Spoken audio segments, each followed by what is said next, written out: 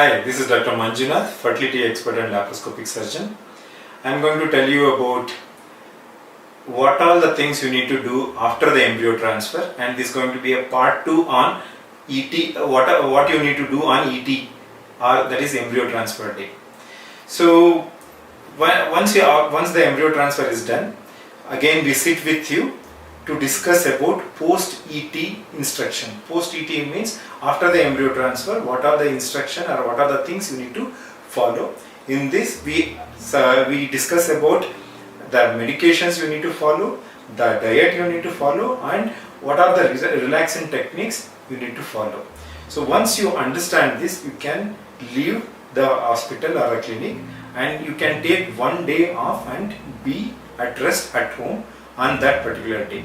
And we believe that the embryos are going to implant, means they are going to get attached to your uterus usually on the day of embryo transfer or next day of the embryo transfer. So these 2 days, keep yourself relaxed, don't do much strenuous exercises.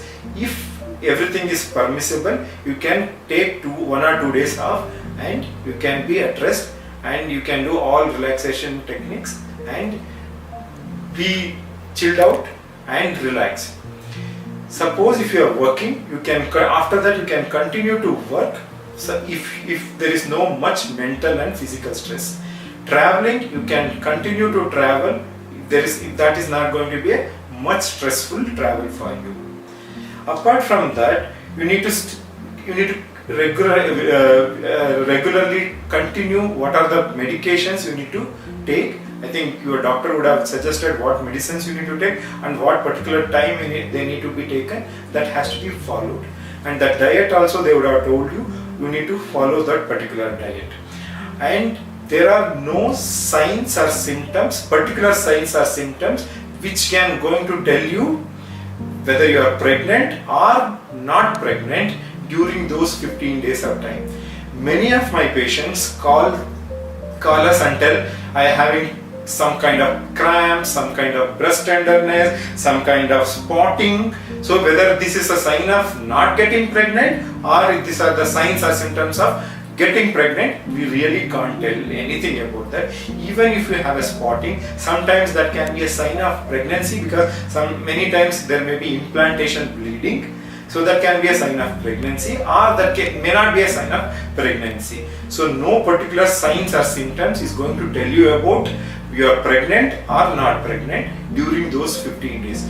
Only one thing which can tell you whether you are pregnant or non-pregnant is by doing a beta HCG blood test. So till that time, they would have given you usually say anywhere between 10 to 15 days after the embryo transfer, they would have given you a date for doing that beta HCG, that's a blood test. So till that time, you need to relax. Only thing you need to do is, there are certain things what you cannot do. So something you cannot do is don't take complete bed rest. Avoid complete bed rest. You can routinely do your activities. Means to say if you are doing small cooking job, continue to do small cooking job. You can walk around, move around. If you have steps at home, climbing the steps 5 to 6 times in a day is not a problem. So those kind of routine activity you can do. What you should avoid is complete bed rest. At the same time, strenuous exercises like running, jogging, that should be avoided. Avoid extreme temperature, exposing yourself to an extreme temperature. Suppose if you are a cook, don't expose yourself for a long hours of increased temperature. And don't miss your medications. And for any kind of things, don't get panic.